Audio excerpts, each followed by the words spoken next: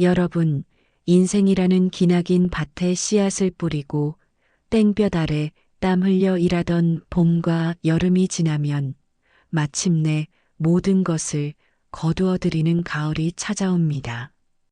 우리는 이 풍요로운 계절을 은퇴라고 부릅니다. 평생을 일구어낸 결실들을 꽃간에 가득 채워두고 이제는 편안한 마음으로 그 풍요를 누려야 할 시간. 그렇다면 이 인생의 가을에 우리가 거두어들인 가장 귀한 열매는 과연 무엇일까요? 얼마 전 저는 평생을 손으로 흙을 빚어 아름다운 도자기를 만들어 오신 올해 72의 한 원로 도예가 선생님을 찾아뵌 적이 있습니다. 저는 그분께 인생의 황금기를 보내고 있는 지금 가장 큰 행복이 무엇인지 여쭈었습니다. 그러자 선생님께서는 작업실 창가에 놓인 이름 모를 작은 들꽃 화분을 가리키며 이렇게 말씀하시더군요.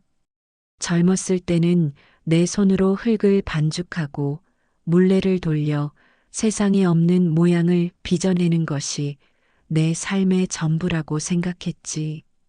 하지만 지금 나의 가장 큰 기쁨은 저 화분을 그저 바라보는 것이라네. 나는 아무것도 하지 않는데 흙 속에 작은 씨앗이 스스로 싹을 틔우고 햇살과 바람의 도움을 받아 여린 잎을 내고 마침내 저렇게 소박한 꽃을 피워내는 기적을 매일 아침 지켜보고 있네. 평생을 무언가 만들어내는 삶을 살았던 내가 이제야 비로소 아무것도 하지 않고 그저 존재하는 것들의 아름다움을 배우고 있다네. 선생님의 말씀은 제 마음에 큰 울림을 주었습니다. 우리는 은퇴라는 가을을 맞이했음에도 불구하고 여전히 봄과 여름의 방식으로 살아가려 애쓰고 있기 때문입니다. 세상은 우리에게 두 번째 막의 폭정을 강요합니다. 청춘보다 더 화려하고 멋진 인생 2막을 열어야 한다고 새로운 밭을 갈고 새로운 씨앗을 뿌려 더 대단한 무언가를 수확해내야 한다고 말입니다. 그 보이지 않는 압박 속에서 우리는 쉬는 것마저 불안해하며 또다시 스스로를 채찍질합니다. 하지만 오늘 우리는 그 낡은 강박에서 벗어나 아무것도 하지 않을 용기에 대해 이야기해 보고자 합니다. 인생의 가을에는 더 이상 새로운 것을 심고 가꾸는 것이 아니라 잘 익은 열매의 맛을 음미하고 아름답게 물들어가는 단풍을 그저 바라보는 지혜가 필요하기 때문입니다. 그러나 우리가 한 가지 기억해야 할 중요한 사실이 있습니다. 이 고요하고 평화로운 쉼이라는 열매는 아무런 노력 없이 저절로 주어지는 것이 아니라는 점입니다. 가을의 풍요로움은 봄과 여름 내내 땀 흘려 밭을 갈고 김을 맨 농부만이 누릴 수 있는 정당한 권리입니다. 마찬가지로 은퇴 후의 진정한 쉼이란 젊은 시절부터 미리 지혜롭게 준비해 온 단단한 기반 위에서만 비로소 흔들림 없이 누릴 수 있는 특권입니다.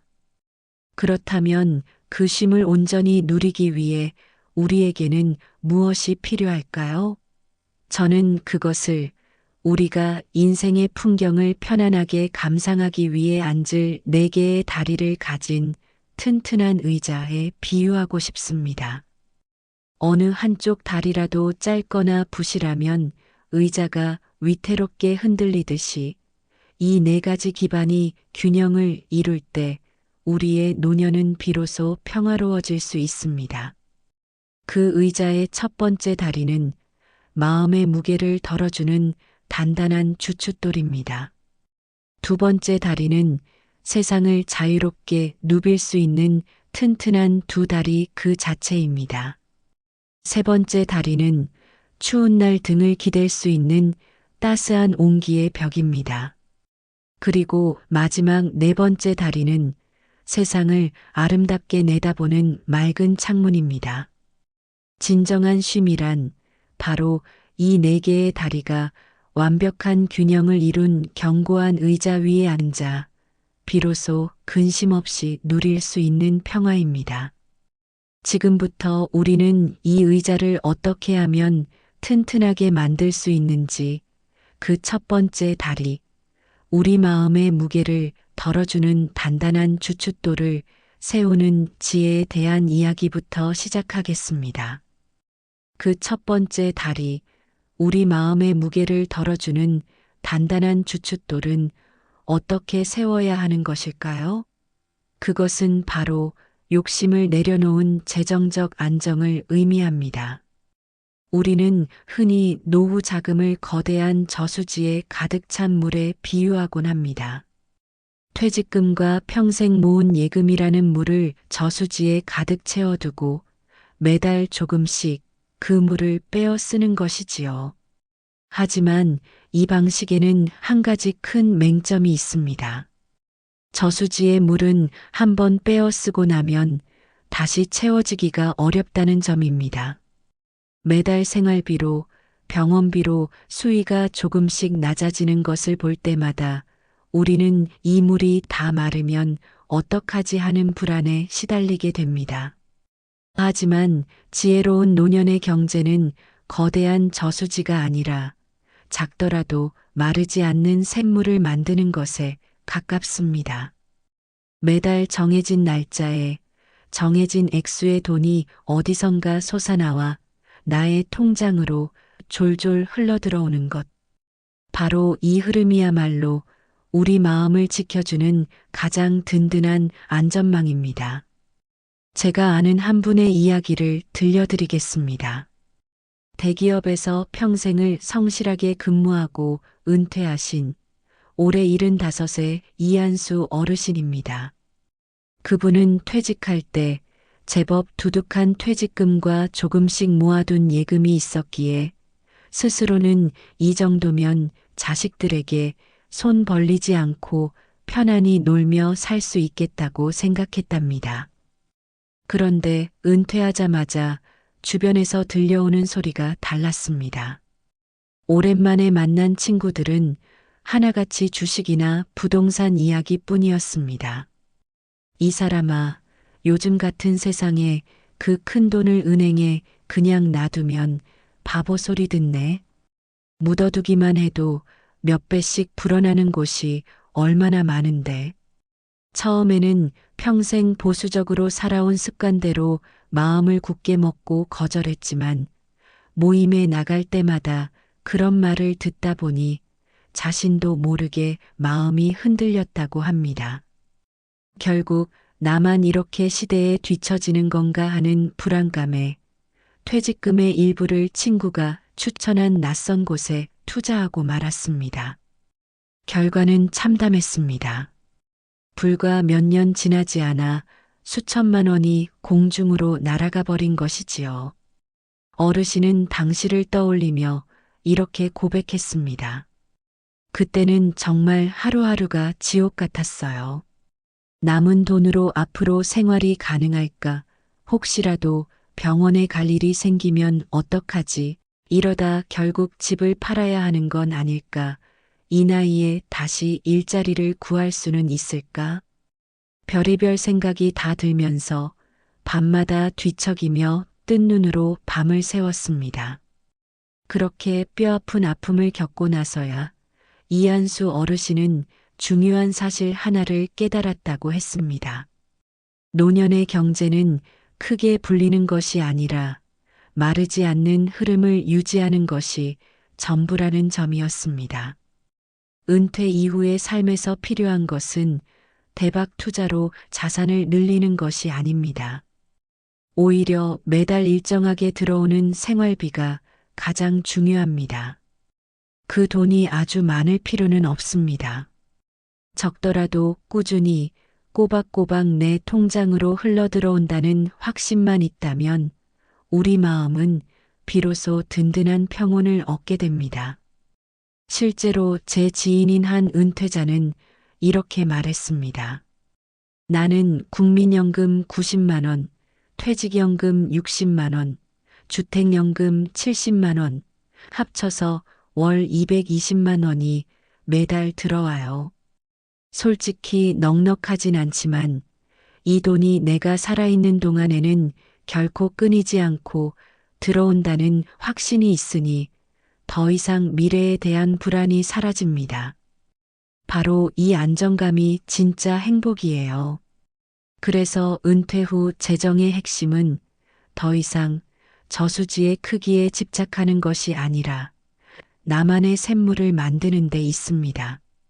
그 샘물을 만드는 세 가지 기둥이 바로 연금입니다. 첫째, 국민연금은 혹시라도 내지 못한 기간이 있다면 추납제도를 활용해 가입 기간을 최대한 늘리는 것이 현명합니다. 둘째, 퇴직연금은 방치해 두지 말고 전문가의 도움을 받아 안정적인 상품으로 꾸준히 운용해야 합니다. 마지막으로 살고 있는 집이 한 채뿐이라도 주택연금을 활용하면 이 집이 나를 평생 먹여 살리는 든든한 생활비로 전환될 수 있습니다. 이 세 가지 기둥만 잘 세워두어도 우리는 매달 마르지 않는 생활비의 흐름을 만들 수 있고 그 안정감이 비로소 우리 노년의 마음을 굳건히 지켜줄 것입니다. 이한수 어르신은 지금도 강조합니다. 돈이란 건 결국 마음을 지켜주는 안전망이에요. 매달 어김없이 들어오는 돈의 흐름이 있다는 확신, 그것이 있어야 비로소 진짜 노는 삶을 근심 없이 즐길 수 있습니다.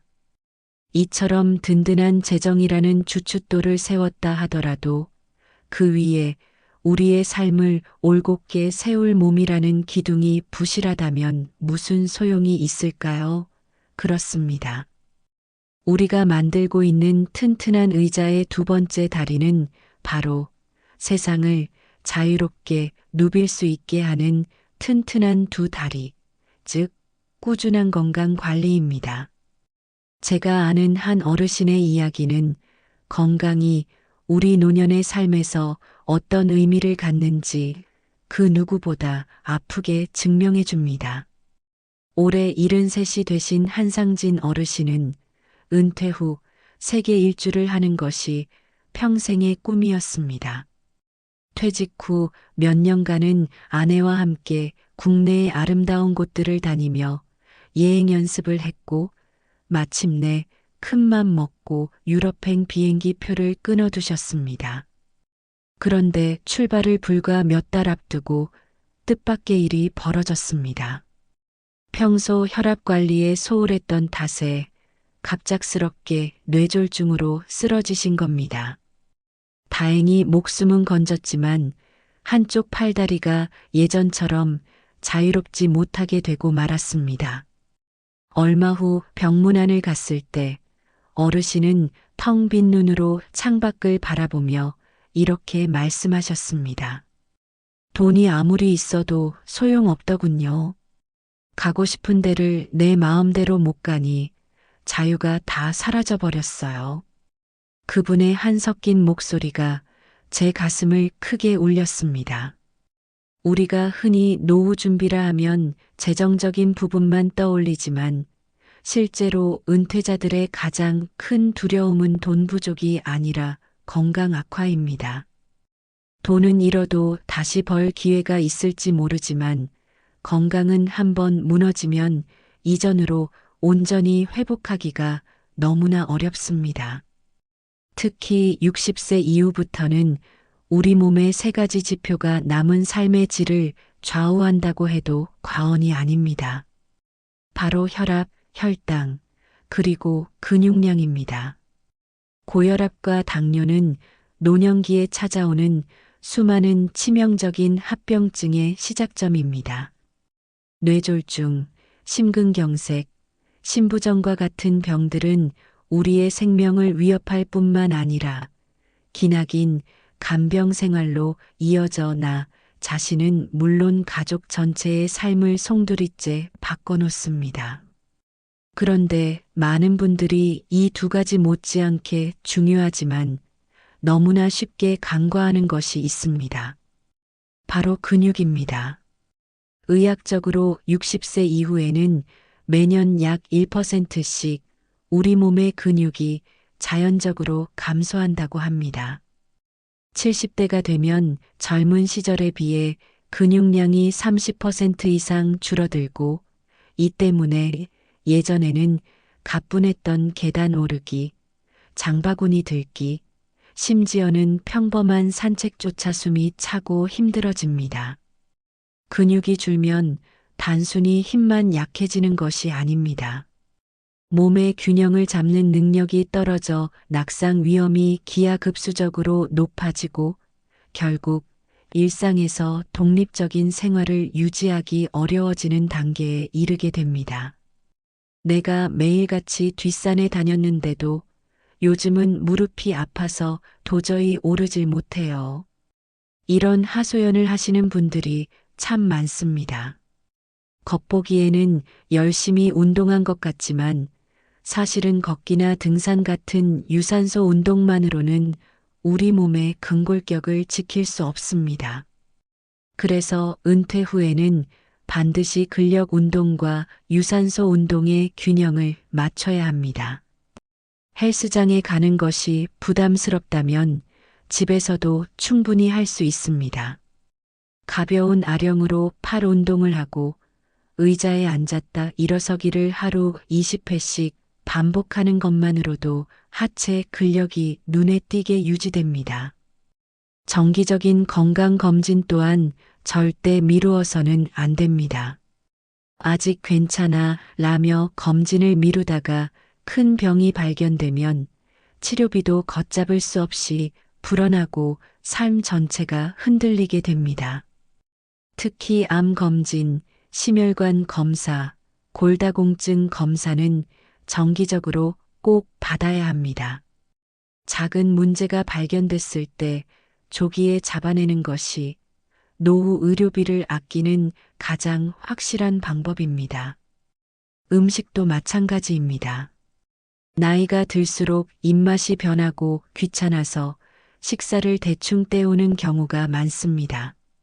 하지만 그 한 끼 한 끼의 작은 습관이 결국 우리의 건강을 갉아먹습니다. 올해 77이신 혼자 지내시는 박순자 할머님의 이야기는 우리에게 큰 교훈을 줍니다. 할머님은 늘 라면이나 찬밥에 물을 말아 끼니를 때우시다가 결국 영양실조와 빈혈로 응급실에 실려가셨습니다. 다행히 회복 후에는 복지관의 식사 지원과 마을 공동식당을 이용하며 식습관을 바꾸셨고 지금은 예전보다 훨씬 건강해지셨습니다. 그분은 이렇게 말씀하셨습니다. 밥 한 끼를 대충 때우는 게 이렇게 무서운 줄은 몰랐어요. 제대로 챙겨 먹으니 약을 먹는 것보다 더 힘이 나고 마음까지 든든해졌습니다. 그렇습니다. 꾸준한 운동과 정기적인 검진, 그리고 정성스러운 식사, 이 세 가지가 바로 우리 몸이라는 기둥을 단단하게 지켜주는 핵심입니다. 결국 건강은 노년의 자유를 지켜주는 가장 확실한 보증서입니다. 돈이 조금 부족하더라도 건강하면 여행도 가고 친구도 만나고 손주도 마음껏 안아줄 수 있습니다. 반대로 돈이 아무리 많아도 건강을 잃으면 내가 하고 싶은 그 모든 일이 눈앞에서 막혀버리고 맙니다. 은퇴 후에 우리가 누려야 할 진짜 호사는 값비싼 음식이나 고급스러운 여행이 아닙니다. 내 두 발로 시장을 걷고 내 두 손으로 따뜻한 밥을 차리고 내 힘으로 친구를 만나러 갈 수 있는 소박한 자유. 그 자유를 지켜주는 유일한 열쇠가 바로 건강입니다. 이렇게 건강한 몸이라는 단단한 기둥까지 세웠다면 이제 우리는 그 안에서 누구와 함께 온기를 나누며 살아갈 것인가 하는 아주 중요한 질문과 마주하게 됩니다. 그렇습니다. 우리가 만들고 있는 튼튼한 의자의 세 번째 다리는 바로 추운 날 등을 기댈 수 있는 따스한 온기의 벽, 즉 깊고 단단한 인간관계입니다. 제가 아는 한 어르신의 이야기는 노년의 관계가 무엇을 향해야 하는지를 잘 보여줍니다. 올해 78이신 윤호중 어르신은 왕년에는 마당발로 통하던 분이셨습니다. 직장 시절 그의 전화번호부에는 수백 명의 이름이 빽빽했고 주말이면 경조사를 챙기느라 늘 얼굴을 비추며 인맥이 곧 재산이라고 자부하며 사셨습니다. 하지만 은퇴 후 10년이라는 세월이 흐르고 나니 그 많던 사람들은 온데간데 없고 전화기는 좀처럼 울리지 않았습니다. 어르신은 씁쓸한 미소와 함께 이렇게 말씀하셨습니다.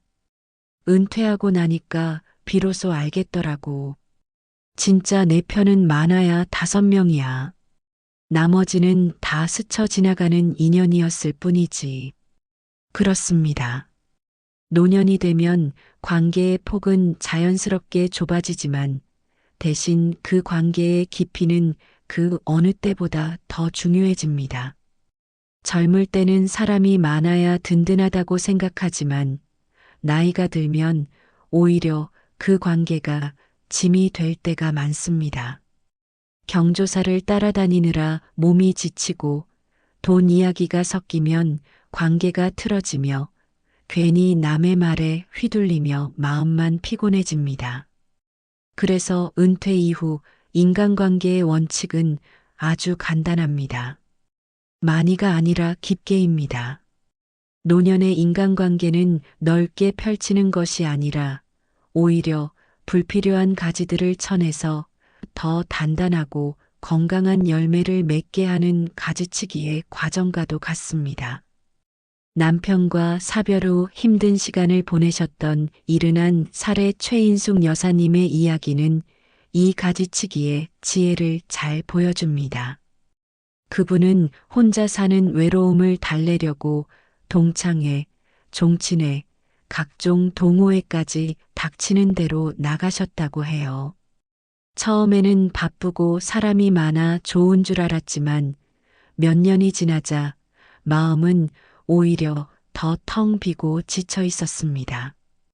겉으로는 웃고 떠들지만 집에 돌아오면 더 깊은 외로움이 밀려왔다고 합니다. 진짜 속 깊은 얘기를 나눌 사람은 아무도 없었기 때문입니다.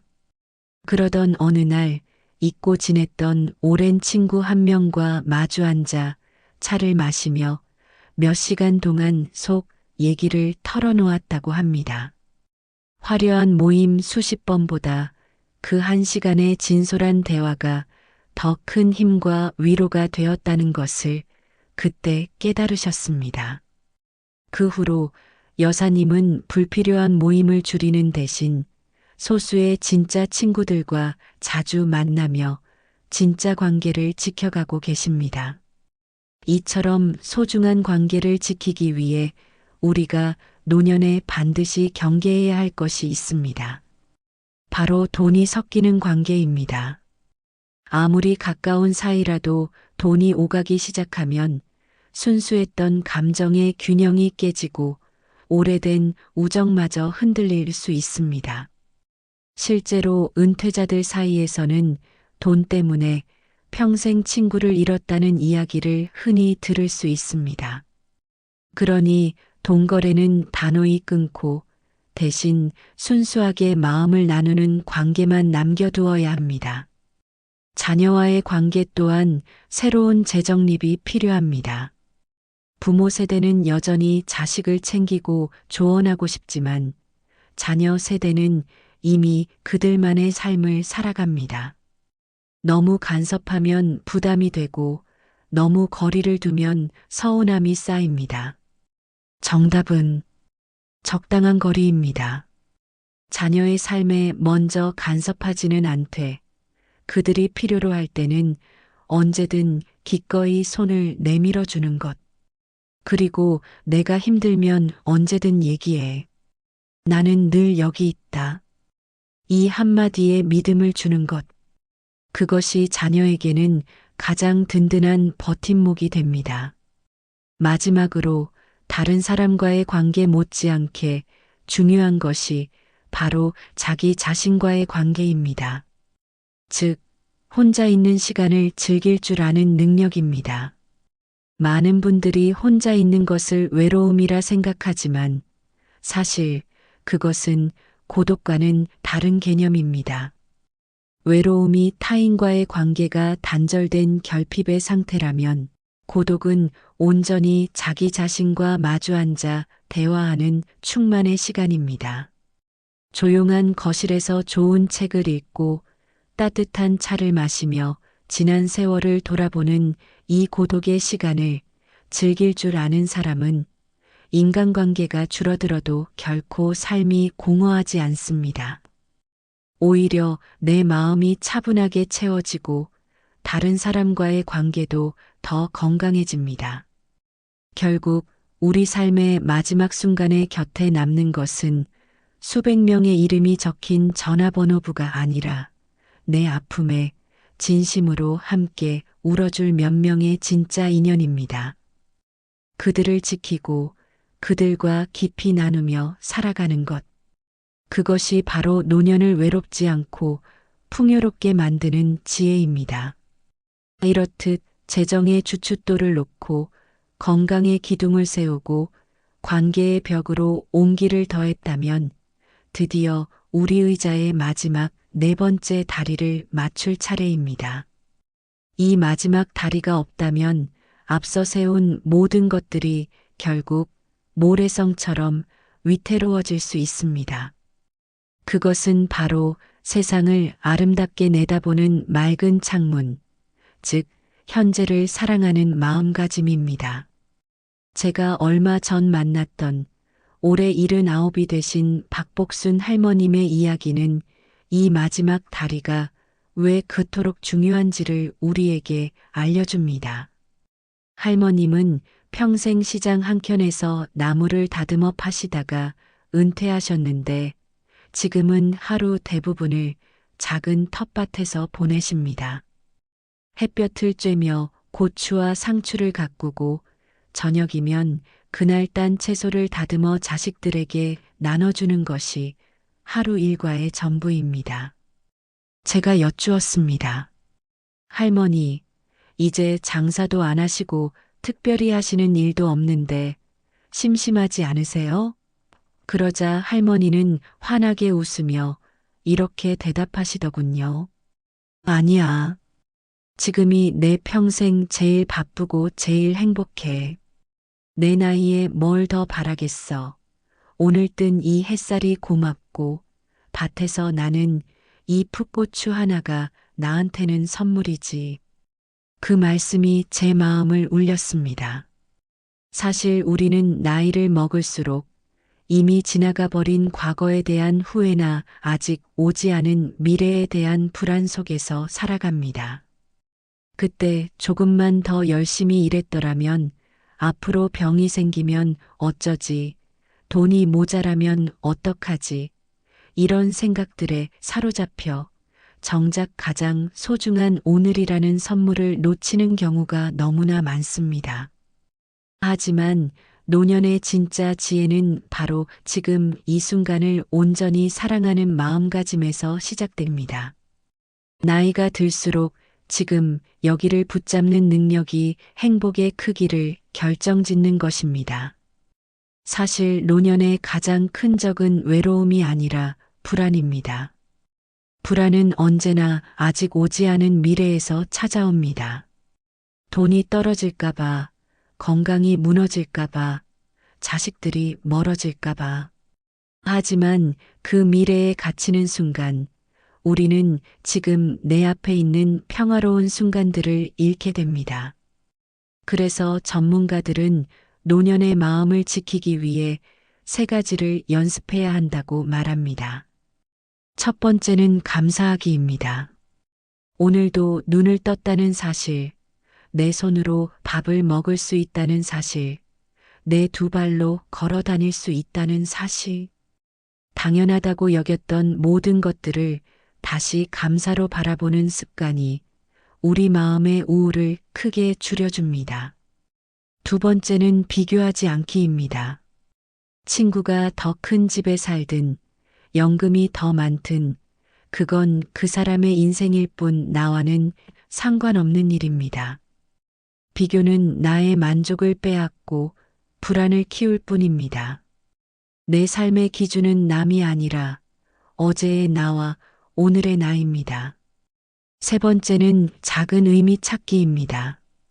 거창한 성취가 아니라 아주 작은 일에서 삶의 가치를 발견하는 훈련입니다. 손주에게 옛 이야기를 들려주는 것, 화분에 정성껏 물을 주는 것, 이웃에게 따뜻한 말을 건네는 것. 그 소박한 행위 안에서 우리는 여전히 세상에 필요한 사람이라는 의미를 발견할 수 있습니다. 마음가짐이 달라지면 얼굴빛이 달라지고 표정이 달라지면 관계가 달라집니다. 결국 노년을 결정짓는 것은 환경이 아니라 내가 세상을 바라보는 태도입니다. 그렇습니다. 재정과 건강, 인간관계라는 조건이 아무리 잘 갖춰져 있어도 현재를 사랑하는 이 마음에 힘이 없다면 진정한 행복은 찾아오기 어렵습니다.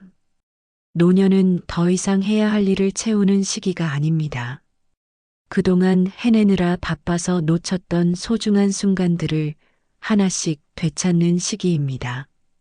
오늘을 사랑하고 지금을 즐기고 그 안에서 평화를 찾을 때 비로소 노년은 쇠퇴의 시간이 아니라 완성의 시간이 될 수 있습니다.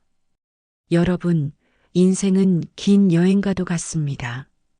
젊었을 땐 앞만 보고 달리느라 주변 풍경을 제대로 보지 못했지요.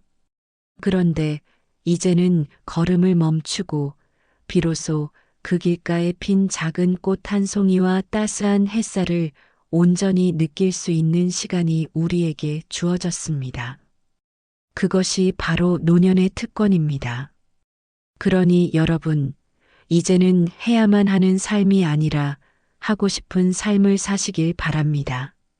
누군가의 기대에 맞추는 인생이 아니라 내 마음이 원하는 길을 따르는 삶을 선택하시길 바랍니다. 그것이 진짜 잘 사는 길이자 우리가 마땅히 누려야 할 마지막 선물입니다. 당신의 삶은 여전히 빛나고 있고 지금 이 순간부터가 진짜 인생의 황금기입니다.